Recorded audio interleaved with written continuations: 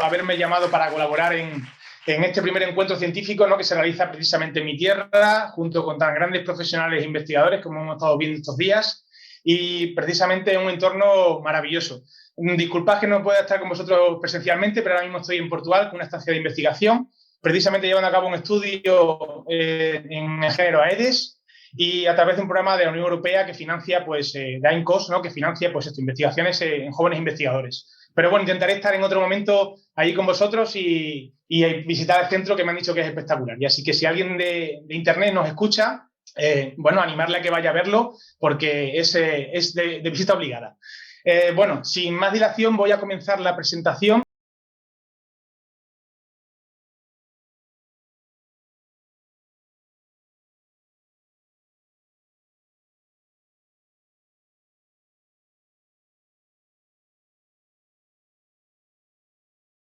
Sí. Principal, sí, ¿no? Sí. Vale, perfecto. Bueno, pues en la presentación que os traigo es la invasión del mosquito tigre y otros Aedes y qué implicaciones tiene en la salud pública. A ver si funciona. ¿Funciona ahora? Bien. Cuando hablamos de artrópodos, en que están incluidos los mosquitos, tenemos que hablar originalmente de una serie de insectos, ¿no?, que ya estaban en la Tierra hace miles y miles de años. Aquí vemos la Tierra hace 450 millones de años. Bien, este es el fósil más antiguo de un milpiés que se ha encontrado hace 425 millones de años, tiene antigüedad en la isla de Escocia. Sin embargo, tenemos que avanzar un poco más en el tiempo para encontrarnos a los mosquitos. Posiblemente con pruebas fósiles más antiguas que datan de mosquito lleno de sangre, 46 millones de años en el noroeste de Montana. O, por ejemplo, el mosquito que se ha encontrado en República Dominicana, también de 15 y 20 millones de años. Es posible que los mosquitos sean más antiguos, pero estas son las pruebas fehacientes de fósiles que tenemos hasta el momento. Bien, pero alrededor de 3.500 especies de mosquitos hay en el mundo y cerca de 100 especies más o menos han sido identificadas en Europa. Sin embargo, no todas las especies tienen importancia en cuanto a transmisores de enfermedades, también tienen importancia en cuanto a siendo alimentos de la cadena trófica o como polinizadores. Sin embargo, dentro de las especies importantes que vamos a hablar, podemos centrarnos en tres géneros principales. Uno, el género Culex, ¿no?, transmisor de virus del Nilo; otro, obviamente, el Anopheles, que ya se ha hablado, ¿no?, transmisor de malaria. Y un género que me gusta, que es el género Aedes, que yo creo que es uno de los géneros que tiene una especie de mosquitos más bonitas, que ya las iremos viendo.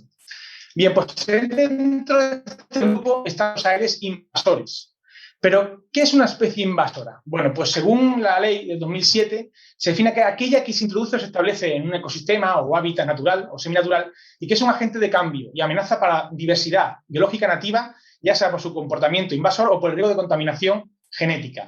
Bien, pues dentro de este catálogo está el mosquito tigre, y que se te cataloga como una de las especies más peligrosas, una de las 100 especies más peligrosas.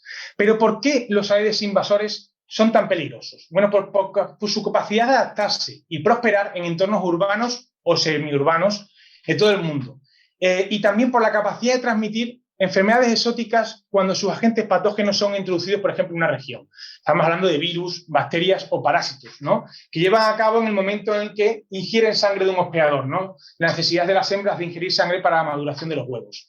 Bien, pero también son importantes porque en esa acción también va a afectar al bienestar de la población humana, va a afectar a la calidad de vida individual y social, ¿no?, en nuestro día a día y actividades habituales, tanto a nivel profesional como a nivel de ocio. Pero también, debido a esta acción, también va a provocar importantes reacciones alérgicas, en algunos casos también objeto de hospitalización. Conocemos algunos de los Aedes más invasores, como pueden ser Aedes albopictus y Aedes aegypti, ¿no?, ya los conocemos, son amigos ya cercanos. Sin embargo, hay otras especies de Aedes, como por ejemplo Aedes japonicus o Aedes coreicus, que están introduciendo en los últimos años en Europa y que en conjunto se convierten en un género con un riesgo para la salud pública europea que debe abordarse de una forma conjunta. Vamos a ver algunas especies en concreto. Por ejemplo, Aedes albopictus, o mosquito tigre. Es un mosquito que para mí es muy bonito y es muy llamativo. Parece que va vestido de gala por la noche, con un frac. Ahí vemos que tiene una línea que atraviesa todo el tórax blanca, con bandas en las patas y es de color negro de pequeño tamaño. Es un mosquito originario del sudeste asiático. Aquí podéis observar cómo en las últimas décadas ha ido invadiendo muchos países. Ya se encuentra en continentes como Asia, África, América, Australia o Europa.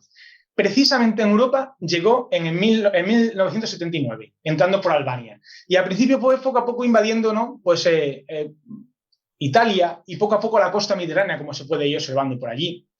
Bien, aquí pueden ver una evolución de cómo se ha ido detectando de forma progresiva a lo largo de estas décadas, ¿no? Grecia, Francia, Bélgica, Holanda, Turquía, Georgia, Rusia, 2004 en España. Pero hasta llegar al momento en el que, ya si ustedes observan la parte roja, pues está totalmente ya en la costa mediterránea y también en el interior de diversos países del centro de Europa. Pero ¿por qué ha favorecido? ¿Qué es lo que ha favorecido que la dispersión por el mundo y por Europa sea tan rápida? Pues la globalización. Es decir, la globalización ha permitido una expansión pasiva, tanto por mar, por aire, por tierra, tanto el transporte de huevos en neumáticos usados o plantas, por ejemplo, con la punta de la suerte, pues han contribuido a esta invasión. Y una vez establecido en una región, en un país, una de las mayores vías de difusión rápido es a través del tráfico rodado. Como pueden observarse en esta fotografía de aquí, donde se han encontrado diversos especímenes en vehículos, ¿no?, que salían, por ejemplo, de Cataluña. Un estudio llevado a cabo por investigadores de allí, Roger Arisa y de Mosquito Air. Bien, pero todo esto no sería posible sin una gran adaptación de los biotipos antrópicos por parte de esta especie. Esta especie cría normalmente en su origen en huecos de árboles. Sin embargo, se ha adaptado a cualquier tipo de masa de agua, por pequeña que sea, tanto en zona privada como en zona pública, lo que dificulta los programas de control y erradicación. ¿Pero cómo llegó a España? Bueno, sabiendo que estaba en Francia, se llevaron a cabo muestreos en empresas de neumáticos en 2003-2004 y no se logró detectar. Sin embargo, en 2004 hubo un aumento de casos de quejas de vecinos en las zonas de Sant Cugat del Vallès, en los centros de salud, y se llevó a cabo un estudio entomológico en la zona por parte del doctor Carles Aranda y se detectó la presencia de Aedes albopictus. A partir de ahí, el resto ya es historia. La expansión se ha producido principalmente a través del tráfico rodado y, como pueden ver en esta evolución, desde el 2004 hasta el 2018, vemos cómo se ha ido detectando e invadiendo todas las zonas, todas las comunidades y regiones de la costa mediterránea. Y ahora nos encontramos en el presente ya con zonas interior también donde se han introducido, como puede ser Sevilla, Córdoba, Madrid o Extremadura. Precisamente en Extremadura, que es nuestra tierra, la situación se consiguió un poco esclarecer en el 2018, no se sabía antes nada, y nuestro equipo de investigación llevó a cabo un proyecto entre esos 2 años para llevar una vigilancia primaria, ¿no?, colocando diferentes puntos de posible entrada de este insecto con trampas. Y, por ejemplo, estaciones de autobuses, gasolineras, zonas de descanso, áreas de caravanas. Bien, pues se detectaron huevos en 4 municipios precisamente en estaciones de autobuses y en gasolineras, corroborando, por tanto, su expansión a través del tráfico rodado. Pero a pesar de que su picadura es dolorosa y es un mosquito molesto, no sé si habéis ido alguna vez a la costa y, la verdad, habéis sufrido sus picaduras o por lo menos sus molestias durante vuestras actividades diarias, la importancia radica sobre todo en que es vector probado de varios virus. Es decir, virus del Zika, virus de chikungunya, virus del dengue, virus de la fiebre amarilla y también es vector secundario del virus del Nilo. Es decir, un mosquito premium en cuanto a transmisión de enfermedades. Pero otro mosquito también muy importante es Aedes aegypti, que lo conocemos como fiebre amarilla. Es una especie originaria de África. Es una especie que rellena rayas blancas en las patas, es principalmente negro y tiene un dibujo en el tórax con forma de lira, que lo diferencia del mosquito tigre. Aquí lo pueden observar más detenidamente. Bien, es un mosquito que ya era conocido en Europa. Ya estaba establecido en la costa mediterránea allá por el siglo XX. Sin embargo, desapareció, estaba ya introducido en la costa mediterránea, Oriente Medio, pero desapareció allá por a mitad del siglo XX. ¿No? Pueden ustedes observar cómo era la distribución. Y luego la actual ya se concentra en el sur de Rusia, Georgia, noreste de Turquía, donde seguramente nunca llegó a desaparecer y ya se está detectando en otros países. Por ejemplo, en algunas islas que conocemos se ha detectado ya esta especie. En Madeira se detectó en 2005 y en 2012 produjo la primera epidemia, no brotes, epidemia de dengue con 1.080 casos. En Cabo Verde también es conocido su presencia y en el 2009 pues, también provocó una epidemia de dengue con 17.000 casos. Y en 2017 se detectó en las Islas Canarias, en Fuerteventura, en una urbanización. Inmediatamente se llevó a cabo un programa exhaustivo de control, erradicación y vigilancia. Y desde que se detectó, los 18 meses siguientes no se ha vuelto a detectar.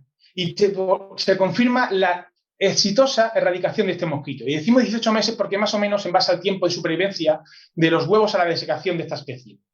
Y la desaparición o el control de la introducción de este mosquito no solo es un éxito a nivel de salud pública, es que tiene un éxito a nivel de grandes implicaciones en el turismo, por los costos, por las pérdidas que podía haber ocasionado en un sector tan importante en las islas como es el turismo.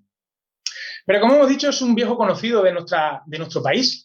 Ves aquí un poco la distribución que tenía hace ya bastante tiempo y es responsable de graves epidemias de dengue y fiebre amarilla, ¿no? En el siglo XVIII, provocando casi 300.000 muertes desde 1800. Aquí podéis observar cómo, debido a su distribución, se fueron produciendo diferentes tipos de brotes de fiebre amarilla a lo largo de los años en España.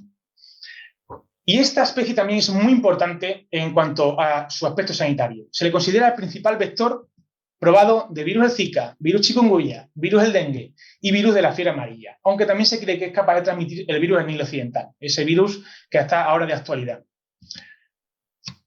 Bien, conozcamos a otros Aedes menos conocidos, como por ejemplo Aedes japonicus. Es un mosquito originario del este asiático, principalmente Japón, Corea, Taiwán y sudeste de China. Es un mosquito algo más grande.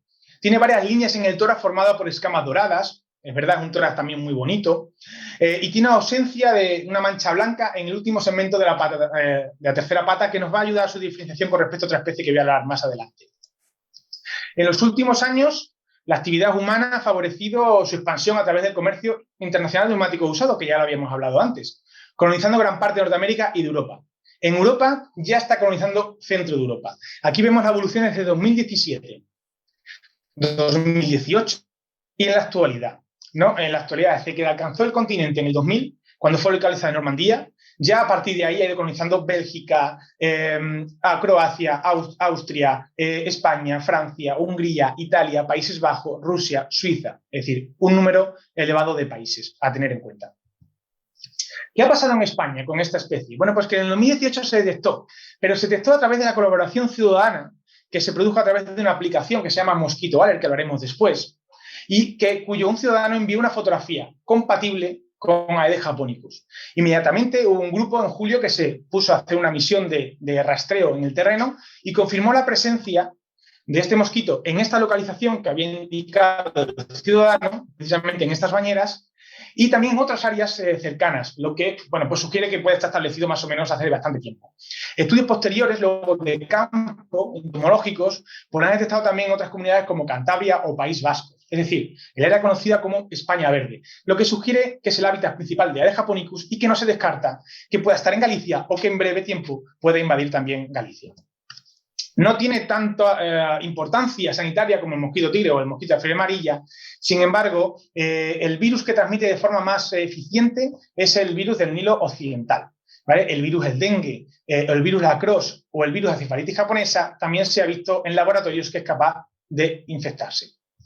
Sin embargo, su capacidad para transmitir estos patógenos en condiciones naturales no se conoce muy bien, pero al no haberse dado ningún brote en zonas donde ya puede estar establecido, pues se presupone muy baja o nula en la práctica dicha capacidad. Otro mosquito muy parecido al anterior se llama Aedes coreicus. Es un mosquito endémico de Japón, Corea del Sur, nordeste de China y regiones del este de Rusia. También es muy parecido, líneas doradas. Las dos líneas secundarias del tórax, las líneas secundarias del tórax son un poquito más cortas y también se diferencia con respecto al anterior en que tiene una mancha blanca en el último segmento de la pata trasera. Se detectó en el 2011 en Italia y desde entonces se ha establecido en Bélgica, Rusia, Suiza, Alemania y Eslovenia y Hungría. Colonizando incluso distritos montañosos donde Aedes albopictus permanece ausente por las condiciones climáticas. Su similitud ecológica con Japónico sugiere que la especie puede seguir expandiéndose en el futuro por el continente, superando incluso los inviernos centroeuropeos, tal y como hace Aedes japonicus. Por tanto, dará que hablar en el futuro. Al igual que Aedes japonicus, se le considera de un riesgo más bajo sanitario con respecto a Albopictus y Aegypti. Sin embargo, experimentalmente se ha visto que puede transmitir el virus chikungunya y también dilofilariosis, ¿no? Que afecta principalmente a perros. En Rusia se han capturado en campo, naturalmente infectados, ¿no? el virus de encefalitis japonesa, sugiriendo que podía transmitir esta enfermedad, aunque se necesitan más estudios para corroborar este hecho, claro. Por lo tanto, cuando hablamos de vectores, inevitablemente tenemos que asociarlos a patógenos que transmiten. Es un binomio, es decir, es un paquete conjunto, ¿vale? Y además, la globalización, como hemos hablado, ha acelerado tanto el tráfico comercial de barcos y aviones, así como los viajes turísticos entre países y continentes de turistas. Por lo tanto, cada movimiento que se realiza de humano y de mercancía es una posibilidad de llevar a un sitio a otro a personas contagiadas, es decir, casos importados de enfermedades, o de diversos insectos, ¿no?, que pueden ser susceptibles, ¿no?, de transmitir estas enfermedades. Además, el cambio climático pues, ha propiciado cambios en regiones, ¿no? Es decir, ha variado las condiciones climáticas y las ha vuelto más propicias para que este tipo de vectores se puedan establecer e incluso propagar de una forma mucho más rápida. ¿Y qué ocasiona esto? Pues que se están llevando a cabo, es decir, se están detectando brotes de enfermedades en Europa, ¿no?, en regiones donde no eran endémicas. Veamos algunas de las más importantes. El dengue, por ejemplo. El dengue es una enfermedad transmitida por mosquitos aéreos, principalmente Aegypti y albopictus. Se produce en entorno peridoméstico. Aunque la gran mayoría de los casos clínicos presenta una enfermedad febril, se reportan formas severas que incluyen fiebres hemorrágicas o shock hemorrágicos, ¿no? Debido a que es una fiebre hemorrágica, es una enfermedad, la verdad, que está bastante vigilada a nivel europeo. Se estima que cada año, por ejemplo, para que os hagáis una idea, se contagian 390 millones de personas, de las cuales 90 millones presentan sintomatología. Es decir, es una enfermedad a tener en cuenta. Y es una enfermedad muy extendida en regiones tropicales y subtropicales, es decir, es conocida en esas regiones. Sin embargo, no es conocida en la Unión Europea, no es endémica. Y la gran mayoría de los casos son viajeros infectados, ¿no?, que vienen de fuera de la Unión Europea. Por lo tanto, como las condiciones medioambientales son favorables y en áreas donde Aedes albopictus ya está bien establecido, pues se están detectando brotes en diferentes países, como por ejemplo, en el 2010, el primer brote que surgió fue en Croacia, luego diferentes brotes en Francia, 2010, 13, 2015, 18, 20, 21, es decir, han ido sucesivamente detectándose. En el dengue, que sucedió en Madeira, que ya hemos hablado antes, los casos autóctonos que se produjo en 2018-2019 en España y más recientemente en Italia en el 2020. Por tanto, es una enfermedad que vamos a tener en cuenta y que no es baladí tomárselo a broma. Otra enfermedad que se conoce es chikungunya. Es una enfermedad transmitida principalmente también por Aegypti albopictus y es una palabra que se conoce como aquello que se dobla, ¿no? Es decir, es una alusión a la postura que tienen los pacientes cuando sufren esta enfermedad. La forma clínica se asocia pues, a fiebre, a artralgia, exantema, aunque la recuperación es habitual, ¿no? La artritis crónica no es rara, ¿vale? Que se permanezca en estos pacientes. Hay unas pruebas de diagnóstico disponibles, pero no existe ni tratamiento ni una vacuna autorizada. Es una enfermedad de declaración obligatoria, ¿no?, por el riesgo que tiene de propagación del virus chikungunya en la Unión Europea, debido a que es alto, no solo por numerosos viajeros con infectados de forma importada de otros lugares endémicos, sino también porque está el vector presente y también por la susceptibilidad de la población, ¿no? No hemos tenido contacto habitual con esta enfermedad. Se distribuye también ampliamente en las zonas tropicales y subtropicales. Ya en el 2000 produjo grandes epidemias en África y en Asia, y en el 2005-2010 se produjo un gran brote en la zona del Océano Índico. A partir de ahí se han encontrado casos importados en Asia, Australia, Estados Unidos, Canadá y Europa continental. Aunque en Europa continental no está establecido como tal Aedes aegypti, sí que lo está Aedes albopictus. Y ha sido el que ha cogido el testigo para su transmisión, ¿no? Al estar establecido sobre todo en el sur y en el centro de Europa continental.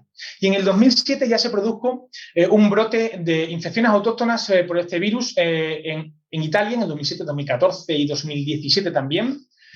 También se produjo también en Francia en el 2010, 2014 y 2017, casos autóctonos. Por lo tanto, es una enfermedad que poco a poco está adquiriendo cada vez más relevancia. El último virus que vamos a hablar es el virus Zika, otro virus también transmitido por mosquitos, de Aedes aegypti y Aedes albopictus. Es un virus que está relacionado genéticamente con el dengue.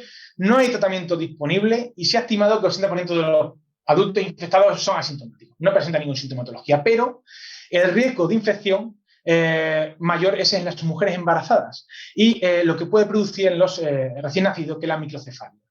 Desde que se identificó en Uganda en 1947, se ha ido propagando lentamente, pero desde que se produjo el brote en el 2007, ya en el Pacífico, un total de 86 países han reportado casos autóctonos de Zika. El más sonado fue en el 2014, durante los Juegos Olímpicos, ¿no?, de Brasil, y en 2015 y 2016 se notificaron en Brasil cerca de 712.000 posibles casos de Zika. Es decir, estamos hablando de bastantes casos. Bien, pero ¿qué está pasando en Europa? En Europa, por el momento, solo se ha notificado un brote autóctono en la ciudad francesa de Jerez, en el sur de Francia, en el 2019. Pero esperemos que siga la situación así y que no siga evolucionando como los anteriores virus que hemos visto. Bien, ya hemos visto cuál es su importancia sanitaria, pero las complicaciones secundarias que derivan de la presencia de estos vectores, como sus patógenos, obviamente, también tienen grandes repercusiones económicas. Los gastos sanitarios, tanto en animales como de personas. Cuando hablo de salud pública, intento siempre hablar tanto de salud animal como de salud humana. Es una conjunción, tiene que ir siempre unido, ¿vale? Los gastos de vigilancia, de prevención y los programas de control también son costes extras añadidos. Se estima que las especies invasoras de Aedes han supuesto un coste económico de 1,2 y ya muchísimos ceros, uno se marea, desde 1970 a 2017. No son grandes sumas de dinero lo que se necesita para llegar a controlar o vigilar a estos insectos invasores. Por ejemplo, un estudio estimaba que las enfermedades transmitidas por estos mosquitos era el mayor impacto económico, ¿no?, por ejemplo, como el dengue, fiebre del Nilo Occidental, chikungunya o el Zika. En la actualidad, para que se hagan una idea, el 40% de la población humana vive en riesgo de contraer dengue. Y estamos hablando no solo de zonas endémicas, sino también de la zona de Europa. Y ya tenemos al vector establecido. Por tanto, hay brotes ya locales de dengue, también de chikungunya, ¿no?, que hemos visto en la última década. Por ejemplo, para poner un ejemplo de una enfermedad que ahora mismo está en actualidad, que es el virus del Nilo, los costes que produjo el primer brote que hubo en Grecia en 2010 se estimó alrededor de casi 1 millón de euros en costes directos y otros tantos en costes indirectos, ¿no?, en tratamiento, sobre todo de hospitalización, de vigilancia, de control e intentar, ¿no?, de reducir lo máximo posible, ¿no?, en las poblaciones de estos insectos. Por lo tanto, estamos hablando de una gran importancia económica. Es cierto que los costes de gestión, evaluación de riesgo, vigilancia y detección temprana suponen unos costes añadidos. Sin embargo, estos van a ser menores, mucho más bajos, cuando el mosquito está expandiéndose en un área, es decir, está introduciéndose. A medida que el mosquito se va expandiendo, se va estableciendo, estos costes van a aumentar exponencialmente y quizás los resultados no sean tan eficaces. Y esto debe quedar muy claro, sobre todo para las administraciones público-privadas que van a invertir en este tipo de vigilancia temprana, que es muy eficaz hacerlo al comienzo de su expansión y de su establecimiento, no cuando ya el problema ya es un problema ya estable, ¿vale? Bien, pero ¿qué están haciendo las instituciones a nivel europeo y nacional? Veamos algunos ejemplos de proyectos o programas que se están implementando. Por ejemplo, VectorNet es una red europea que apoya la recopilación de datos sobre vectores, ¿no?, llevando a cabo mapas de riesgo. Se mejora la comunicación entre expertos de organizaciones de ámbito médico-veterinaria. Se establece una red entomológica europea. Se realizan mapas. Se realiza una vigilancia vectorial y control y unas claves, por ejemplo, de identificación para ayudar a todo ese personal que está llevando a cabo esta vigilancia de una forma más homogenizada. Por ejemplo, afrontar y gestionar este riesgo entre diferentes países de la Unión Europea que forman frontera es el principal objetivo de un programa, de un proyecto que se llama AENCOS, ¿no?, Mosquitos Aedes Invasores, que está enmarcado dentro del programa de cooperación científico-tecnológico COS y que financiado por la Unión Europea y que integra 29 países de una red pública coordinada de científicos y profesionales de la salud pública con respecto a, a la vigilancia y control de estos mosquitos invasores. Se evalúan prácticas de vigilancia y control para hacerlas más homogéneas. Se desarrollan nuevas herramientas y evaluaciones de riesgo. Otro punto principal es la difusión colaborativa, es decir, toda esta información que se está generando que no quede en el tintero, que no se difumine entre tanta información, sino que llegue a lo que verdaderamente importante, es decir, a los sectores normativos, de investigación, de salud pública, comercial, a la sociedad civil, es decir, a los ciudadanos que van a tener un papel principal. Ya lo vamos viendo. Se organizan congresos, jornadas formativas, se financian estancias a jóvenes investigadores, como por ejemplo la que estoy realizando en este momento, ¿no?, en universidades extranjeras, para que haya una cooperación entre diferentes instituciones. Es decir, es un programa muy completo y que está llevando a cabo la conjunción de diferentes estudios a nivel europeo y también la recopilación de gran información, ¿sabes?, para este tipo de programas. Bien. Entre los elementos que se consideran más importantes para maximizar la vigilancia y control de estos insectos es la participación ciudadana. Y un ejemplo principal es el proyecto Mosquito Water. Desde hace años une a los científicos y gestores de la salud pública y medio ambiente con los ciudadanos. Es decir, los ciudadanos se convierten en científicos de campo, es decir, en espías, ¿no? Para arribar a cabo una red mayor que de otra forma tradicional no podíamos abarcar. Y esto va a mejorar muchísimo la lucha y los programas de gestión de estos mosquitos. Normalmente a través de esta aplicación la gente envía fotografías de ejemplares de mosquitos objeto de estudio, Aedes Pictus, Aedes aegypti, aunque ahora mismo se ha ampliado también a otros mosquitos también de interés salud pública, como por ejemplo Culex pipiens, ¿vale? Envían estas fotografías, zonas de cría, pueden enviarnos posibles ejemplares y un equipo de expertos validadores, bueno, pues investiga estas fotografías de estudios de campo. ¿Y qué obtenemos? Pues fijaos, con 40.000 ciudadanos que ayudan a controlar el mosquito tigre a través de las aplicaciones, pues han llegado a detectar mosquito tigre por primera vez en Andalucía en su momento. También Japonicus en 2018 en Asturias. También Aedes vitatus por primera vez en Galicia. Pero además este proyecto, que era circunscrito a España, se ha ampliado a 18 países europeos, ¿no? Magnificando, ¿no? Pues, sus resultados, ¿no? Y a nivel nacional, ¿qué se está haciendo? O a nivel también regional. Bueno, pues se están elaborando diversos programas y planes donde se establecen protocolos de actuación y respuesta ante diversas enfermedades o programas de vigilancia y control de sus vectores, sobre todo a nivel autonómico, ¿vale? Madrid, Valencia, Extremadura, Andalucía. Sin embargo, el control integrado de vectores, es decir, del género Aedes y de los patógenos asociados, no va a ser posible si no se aborda y se lucha de una forma conjunta. Eso hay que tenerlo muy claro. Y hay que hacerlo desde 4 pilares de actividad básicos y fundamentales. Uno es la vigilancia epidemiológica a nivel de campo, junto con una vigilancia epidemiológica a nivel de hospitalizaciones.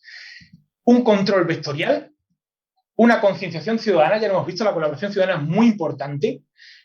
Toda esa gente nos va a reportar muchos informes que de otra forma no podríamos. Esas personas van a intentar ayudarnos a controlar en sus zonas privadas los lugares de cría, ¿no? Que de otra forma las administraciones públicas o privadas no podrían adentrarse. Y tampoco sería posible sin una colaboración intra e intersectorial. Solo de esta forma y de esta forma podremos reducir o minimizar a estos adorables mosquitos. Pues muchísimas gracias por su atención. Espero no haber sido muy pesado a esta hora de sábado. Y si tienen alguna cuestión, estaré pues encantado de responderla. Muchísimas gracias.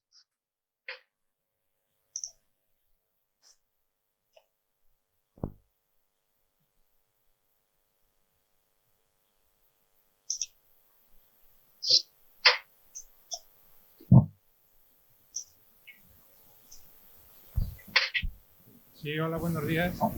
¿Me escuchas bien? Buenos días, sí, te escucho bajito, pero sí, dígame. Espero que me quite esta careta que tenía últimamente. Vamos a ver, me ha llamado muchísimo la atención que una de las maneras de introducir el mosquito, uno de ellos, no sé si el tigre, precisamente venía en los neumáticos de segundo uso, second hand, que llaman. Y me gustaría saber si eso está realmente contrastado. Y también me imagino que eso se debe a la manera de almacenamiento de estos productos normalmente en el mercado asiático. Confírmame si eso es así. Pues usted mismo ha formulado y usted mismo casi ha contestado a la pregunta, porque precisamente ha comentado el tipo de almacenamiento de estos productos, ¿no? Y como son redondos, el agua queda estancada en esas zonas y cuando están almacenados, estos mosquitos ven una oportunidad para colocar sus huevos. Cuando estos neumáticos son transportados, el agua se deseca, pero los huevos aguantan la desecación, como hemos dicho, bastantes meses, y cuando se trasladan a otra zona, a otro país, ¿no? Por objeto comercial, y vuelve otra vez a inundarse, estos huevos eclosionan y estos mosquitos pues crían y bueno, emerge el adulto y invade otra región, otro país del que no era originario. Y esto sí está demostrado porque se han hecho diferentes estudios, además se ha visto huevos en diferentes neumáticos, ¿no? A través de diferentes estudios en empresas, ¿no? Y que han llevado a cabo pues, el comercio de neumáticos y es una de las vías que se establece para su introducción en la Unión Europea y también en España. También me gustaría saber, ya que estamos con el tema, si las empresas o las grandes multinacionales del neumático, Michelin, Goodyear, Firestone, todas estas marcas, son conscientes realmente de esta problemática y, no sé, han intentado poner alguna estrategia para evitar, parafraseando un anuncio de televisión. Pues va a depender de la legislación que haya en cada país. Por ejemplo, nosotros estuvimos muestreando a unas empresas de neumáticos en Extremadura y es verdad que nos comentaban que les obligaban a guardar estos neumáticos en zonas para evitar mojarse con el agua de la lluvia, precisamente para evitar pues, este tipo de incidencia con respecto a los desalupísticos principalmente, ¿no? Pero va a depender, obviamente, de las consideraciones legales o de las exigencias legales de cada país. Te comentaba que había un anuncio hace poco en España, que no sé si te habrás fijado, de una multinacional que decía que la potencia sin control no sirve de nada. Quiero subrayar precisamente la última palabra, control, que es lo que parece que estamos faltos en todo este tema de las enfermedades invasoras. Control. No sé si estará de acuerdo. Disculpe, es que le escucho muy bajito y casi no le entiendo bien. Sí, vuelvo a... ¿Pudiese repetir la pregunta? Vuelvo a repetir la pregunta, que parafraseando a una empresa de multinacional de neumáticos, reportaba en un anuncio en televisión española, yo lo he visto, que decía que la potencia sin control no sirve de nada. Sí, sí. Y subrayo lo de control, porque precisamente creo que en todas estas enfermedades que estamos en estos días viendo, es lo que falta, control, a mi modo de ver. Y aparte quiero hacer una reflexión sobre la globalización. Estoy viendo también que la globalización parece ser, en vez de una oportunidad, es todo lo contrario. Últimamente, sobre todo en el tema que nos trata aquí en estas jornadas. No sé si deberíamos esto sería ya algo filosófico y se lo dejo a Jorge, que de esto sabe más, para plantearse si la globalización merece la pena. Gracias y enhorabuena. Muchísimas gracias.